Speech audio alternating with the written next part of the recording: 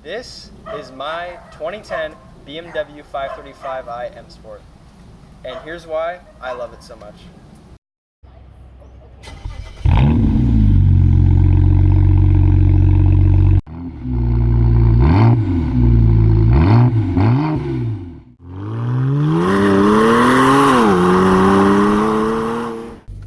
Alright, so today we're in my friend here's 535i, twin turbo, the whole business. So, how much power are we making? Alright, so stock, this car makes 300 at the crank as well as 300 torque. Yeah, it's a 3-liter straight 6 with the twin turbo. So that means we have pretty much a facelift 535, which brings a lot of like quality of life things into the interior. So first off, we have the nicer infotainment, which, to be honest, for 2010 it was nice and advanced, but now it's relatively basic. It's pretty mediocre. I mean, we've got CD, radio. You can do Bluetooth calling, but no audio, of course. Yeah. You know, just not the times. You do have nav, which I don't like nav. Yeah, let's take a look at it. I mean, it's basically what Infinity was doing. It looks about the same. It's more responsive, but it's okay.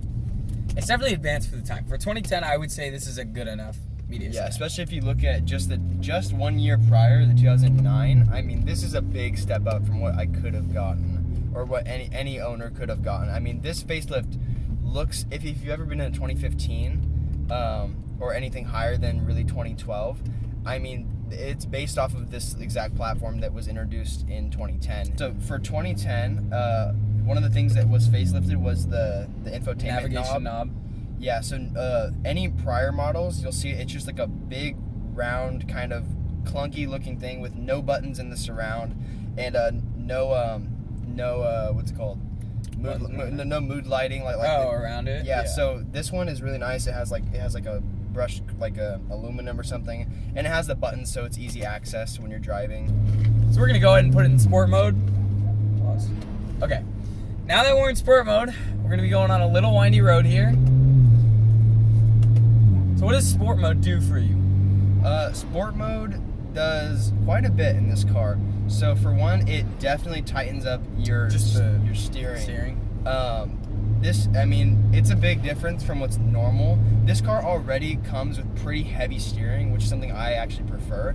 But sport mode just makes it even more responsive. I mean, you could really drive with that much tightness. Yeah, I would say the 3 main points that this car hits with sport mode is steering, gas, and brake. Brake. So That's a different thing. That's one of the things that I really like about this car is that the brakes get way more responsive, and which is really nice because this car like when you're driving casually, super soft, light brakes, very comfortable to drive, especially when you're tired or just driving in the cruise. But you put that thing in sport mode and it's a different response, a completely different response, which is something I really like out of this car. It has the ability to do both. Alright, let's go for it. Yeah, that was a nice corner. Watch for the boats.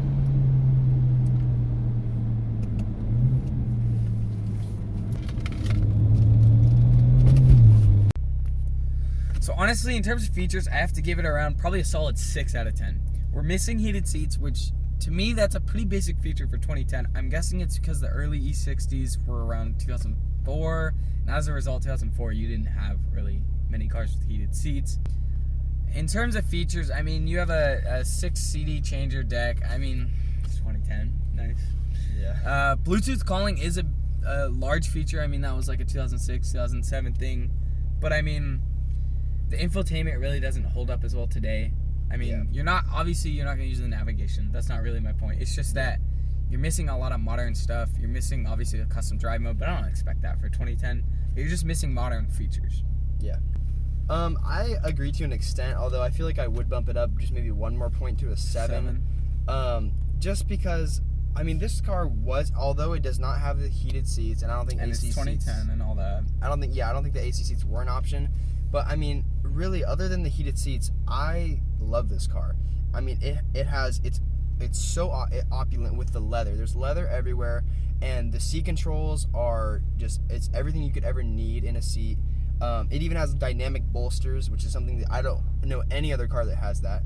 That you've personally driven. That I've personally driven. I don't know a car. I'm sure there's others. Definitely. So in terms of everyday handling, 7 out of 10 getting to work. It's fun. It's a good ride, especially with some friends around. Sport mode on, I'll give that probably an 8. The handling is incredibly heavy. It's obviously a heavy car, and they need to make up for the fact. But I mean, it feels heavy. It feels weighted very well in sport mode. Your throttle changes to where I'd like it. The paddles annoy me. I could get used to it if I owned the car. Yeah. So honestly, the handling is a really big strong suit for me. I really enjoy this car. I like the power. I like the power delivery. I mean, BMWs are known for a smooth RPM delivery, and this thing has turbos and it still maintains the smooth RPM, which is impressive. So for cool factor, honestly, this is an everyday looking 5 Series, everyday looking BMW from its era, and I'm gonna have to give it about 3 out of 10. Obviously, when you drive the car and you know the car, it's something special to you. But to everyone else, you kind of blend in. I'm not saying it doesn't look bad. I'm saying it's not recognizable. Yeah, and I get that. I mean, I've done tasteful mods to it, and I think what I've done as far as like the exhaust, that's what gets it more attention than just how it looks. And I'm fine with that. Other than that, yeah, my car does blend in, just fairly normally. No man